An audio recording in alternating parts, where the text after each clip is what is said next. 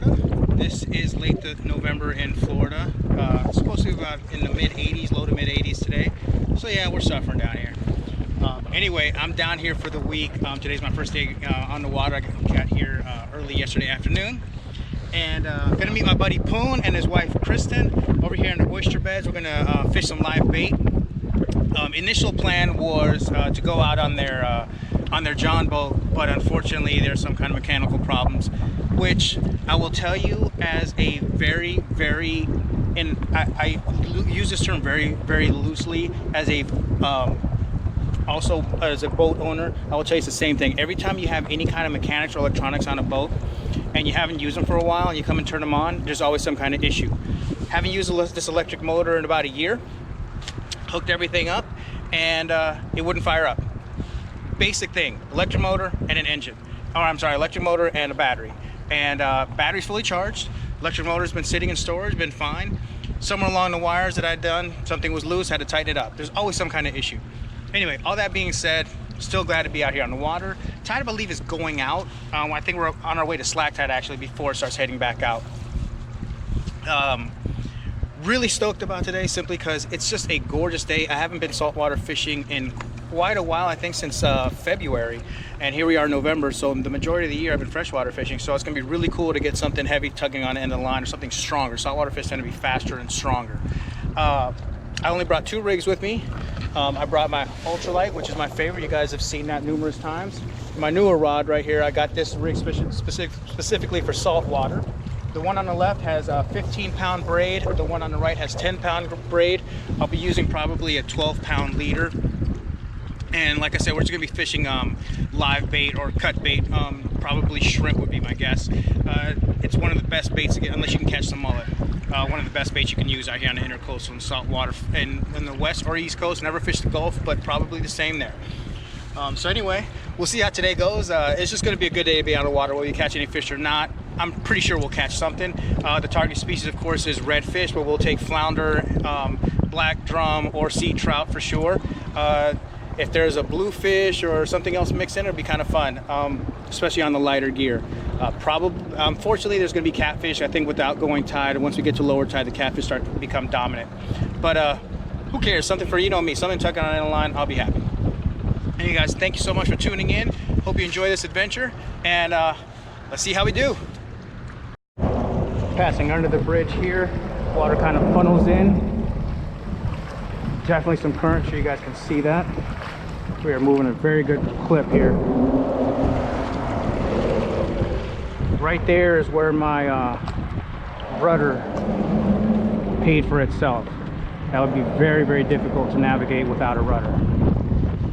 All right, so they said they're already out here on the oyster beds. So they're probably right over there. They ended up, since their boat wasn't working, they ended up taking their canoe out. Oh man, what a gorgeous day. I am really excited about today. I hope you guys enjoy this, and of course I hope I catch something, but man, this is one of those days you just got to come out here and just enjoy the fact that how beautiful a day it is. I mean, just being outdoors, fresh air, water's getting clearer and clearer. They were doing some dredging for a couple years up further north of here, and it was clouding up the water. Now I can see it's getting pretty clear, which it was like 4 years ago on my first visit. So that's really nice to see. All right, well, we made it. That is Poon and Kristen right up there. This is my hole that I love fishing, right in here, and that's where I lost that big red earlier this year. What's up? So we'll see how we do. Let's get ourselves all set up. Okay, not sure how well you guys can hear me. The wind's whipping pretty good.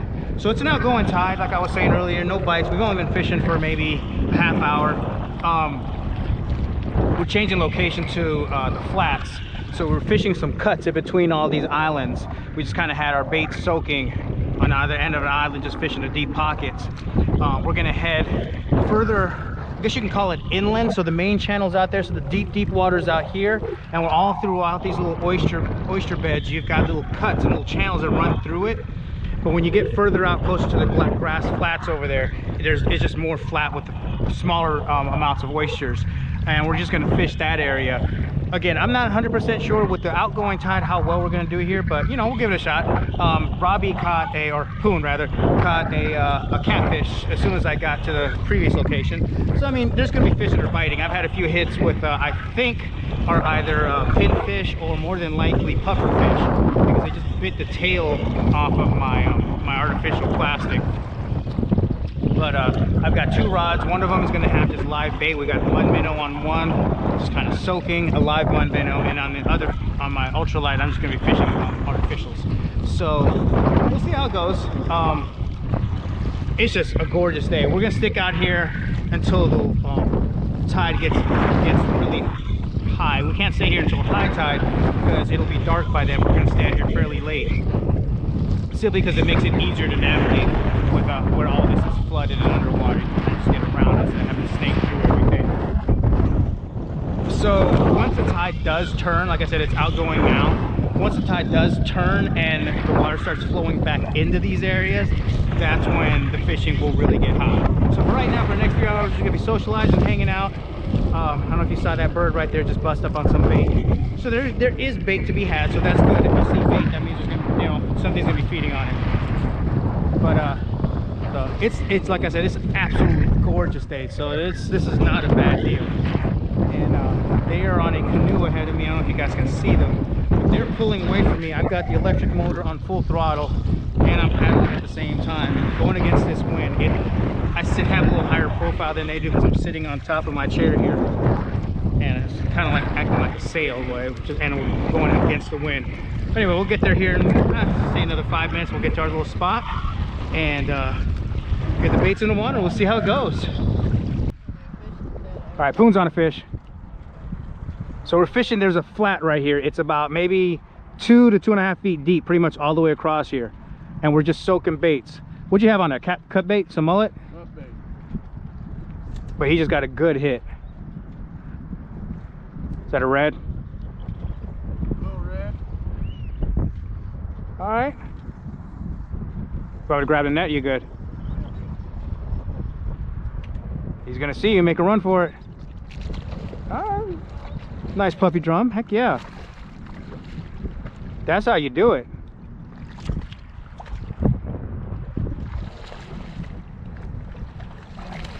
Nice, look at that thing dig. That's a good fish, man. That's a good fish. Heck yeah. Nice.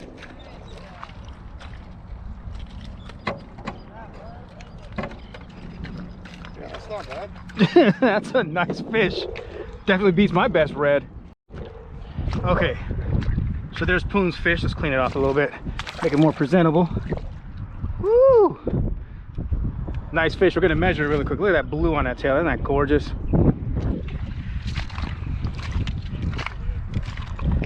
This bad boy is...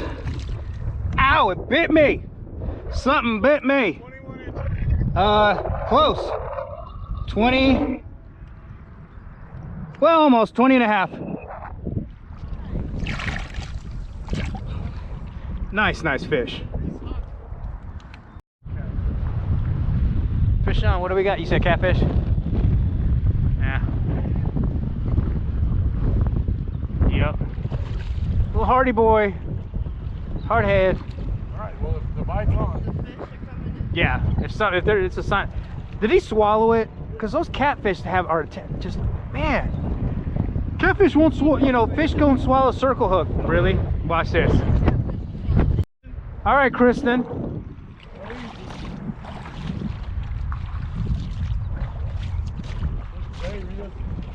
All right, that's a good sign. Oh, catfish.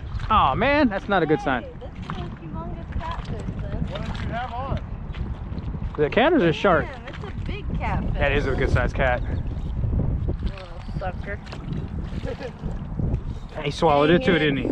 God, you guys are awful for that. You want to go ahead and cut it? Good sized hardhead catfish. Boy, he's been eating good. Look at the gut on that guy. Fatty. That's a good one. Woo, he's I'm telling you, fat. The thing that I just had on this was a massive piece of bait. He's got all kinds of parasites on the bottom of him. Ugh. Ew, gross, they're moving. That's a fatty McFattigan. Yeah, he is. Wow. All right, buddy. That's why it looks like a shark. 'Cause he's massive. There he goes, right there. All right, something just hit my other rod, my medium rod. There he is again.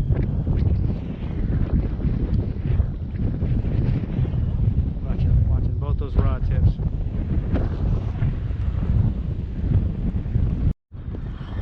All right, so I'm gonna bring all the lines in. This was all above water about a half hour ago. So we're gonna bring everything in. Last piece of those cut bait. Crabs or something we're picking at it. There's hardly anything left of it. All the guts are gone. So I'm gonna go further towards the shore over there. More shallow water. Fish along the grass lines. Again, still using the same technique with fresh cut bait. I still got a few chunks of the fresh cut bait, and then I've got some dead shrimp and some dead mullet. So we'll give that a try for a little while, and then maybe on the outgoing tide. Well, actually, I won't be here that long, but just kind of piddle around, see what I can get into. So we'll see how it goes. So far, I've only caught that one catfish. Poon caught that one red, and we've caught about 3 or 4 other cats on top of that. Cats don't really count. They're kind of garbage fish. My first one I was excited because I'd never caught a saltwater catfish, but after that they become a nuisance. So once they're off the bucket list, or once they're off the new species list, they don't really lose all their luster. So we can get ourselves back on the water, and then we'll get rigged up a little further inshore, right along those grass lines over there, and also give us a little bit of shelter from the wind too, because the wind's coming from that direction. All right, so we're making our way over to that grass line over there. Can't even see where I was at anymore. It's completely underwater now. One thing with this right now, I just have to be careful. I can't see the oyster beds with the glare coming off of the sun, just the angles that it's at right now. It's tough to see where the oyster beds are at, and they're just submerged. So this is where you can mess up a prop. For those you get another propeller right here. So we're cruising along at full speed here. We're going right into the wind. It makes it really difficult to see.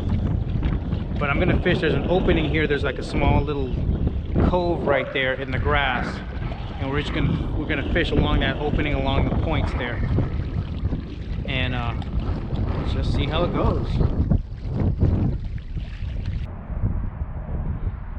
All right, we'll just put it right back out there.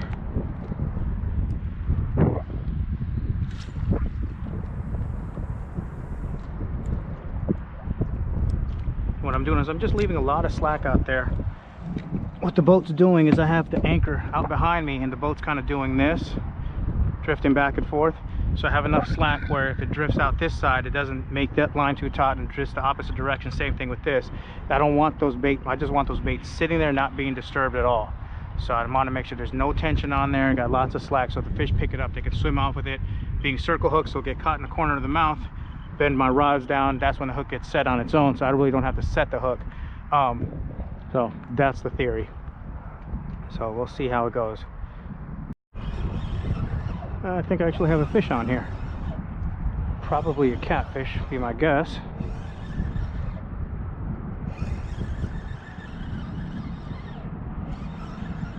Maybe a stingray, whatever it is, something maybe that we weren't targeting. Oh, wait, he's still on there. Yep, catfish. Saw these oysters on here. I thought that's what I was fighting. Be careful it doesn't cut up my line. All right, buddy, calm down. I'm gonna let you go. Just don't sting my leg.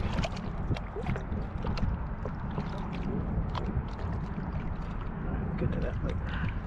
Did you swallow my hook? You did, you bastard.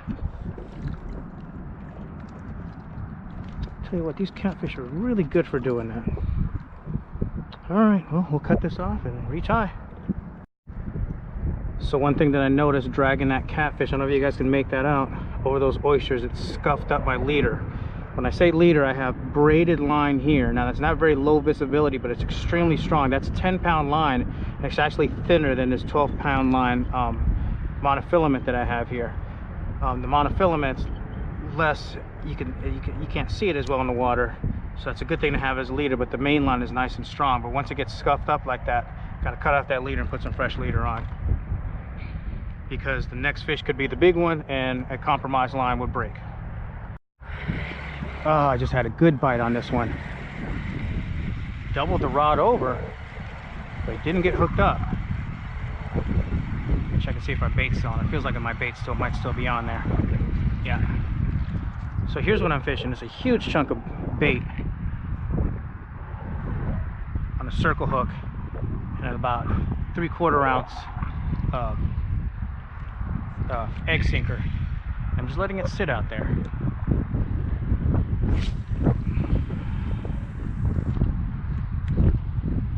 On the edge of that line there is where I'm getting my bite. So let's see. There's definitely something out there actively feeding. Now whether it's what we're targeting and whether it's big enough to bite on what I'm presenting, those are two separate things. But there's definitely something feeding out there. There he is. There he is. He's on. He's on. Very nice. It's pulling the boat. You see that slack in the anchor line there? Here he comes. Come on, fishy, fishy, what are you? Pretty sure it's a red. Oh, not my biggest red ever, but after today, it's been so tough going, I will take it. All right.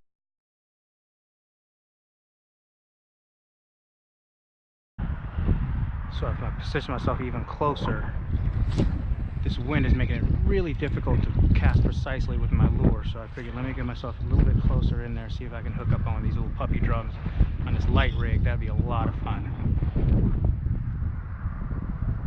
I did leave the cut bait. I didn't move it. I just left it where it's at, moved the boat and reeled in the slack. So we're just gonna let it sit there. There it is. Oh no. Yep, there's a fish on there. There he is. Oh, that's a good one. That's a good one. That's a nice one. All right. Now, this would have been really sporty on an ultralight rig, but I'm kind of glad I didn't hook him up on that. Get that out of the water. Very good. He's still on. Yes. Yes. Okay, so my biggest red to date, I haven't landed them yet, is 23 inches. Oh, I might have that beat here. I might have that beat.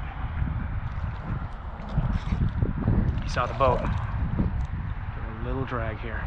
I'm glad he's pulling me out to deeper water.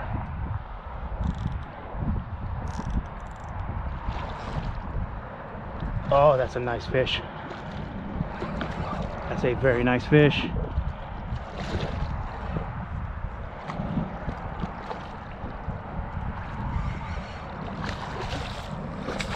Come on, buddy. Come on, buddy. Whew, it's strong. They just don't get tired. That's the fun thing about these fish. Look how beautiful that thing is. Oh, yeah. I'm not sure if he's my personal best. So personal best would be over 23 inches. We're talking 2 feet of red fish. Oh, yes. Yes, yes, yes. Perseverance pays off. And I still got my bait on there.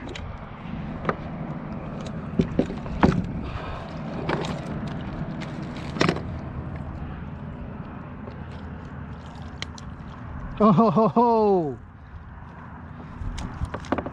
Yeah, buddy. Yeah, buddy.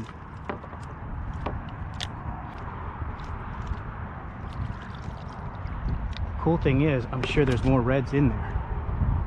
This is just the pop-up red though. Look at that bad boy. Oh, whew.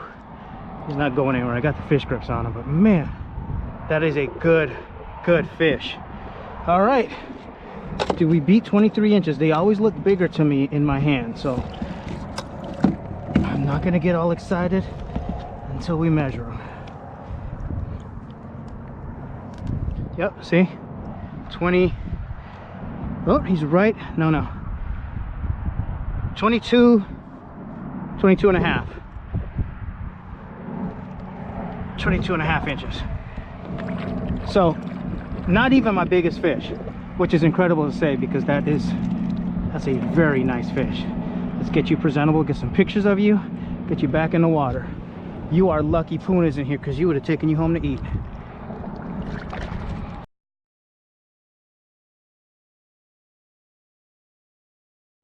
All right, we got some pictures of him. Ow, don't bite me. I'm gonna let you go. These fish grips off. This one I'm gonna revive for a little bit. He fought for quite a while. Let's get him over here to this side so you guys can see. Oh, all right, off he goes. He was ready to go. Yes! Okay, today's been a success. Today has been a success. Yes indeed, yes indeed. There's some stuff playing around right there, so let's cast to that.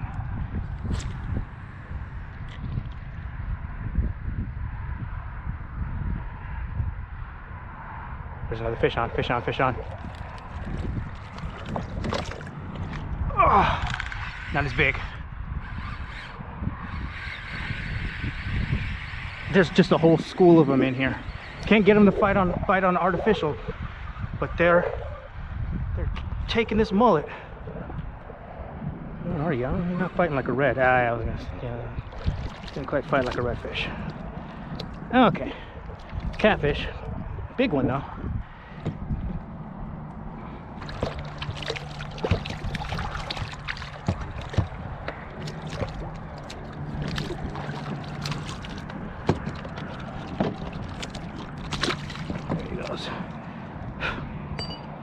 D-hooker, awesome.